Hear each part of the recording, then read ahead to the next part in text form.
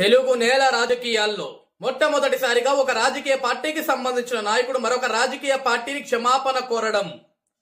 నారా లోకేష్ ఏదైతే నిన్న గౌరవ ముఖ్యమంత్రి నారా చంద్రబాబు నాయుడు గారి మడకశిర పర్యటన సందర్భంగా అక్కడున్న పోలీస్ అధికారులు ముందస్తు అరెస్టులు పేరిట ఏదైతే సిపిఎం పార్టీకి సంబంధించిన నాయకులు గృహ నిర్బంధన చేశారో ఆ గృహ నిర్బంధనపై ఏదైతే ఆ పార్టీకి సంబంధించిన నాయకులు ఏదైతే ఒక లేఖను రాశారో ఆ లేఖకి వెంటనే స్పందిస్తూ మమ్మల్ని క్షమించండి కామ్రేడ్, మేము చేసిన తప్పుకి క్షమాపణ కోరుతున్నాం.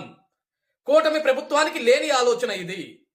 నాటి ప్రభుత్వంలో ఏదైతే పోలీస్ అధికారులు నాటి పరిపాలకుడి కింద పనిచేశారో ఆ వాసన ఇంకా పోనట్లుంది.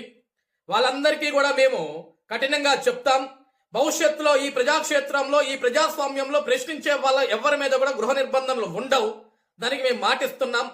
మా కూటమి ప్రభుత్వం తరపున మేము చేసిన తప్పుకి మమ్మల్ని క్షమించండి అని కోరటం తెలుగు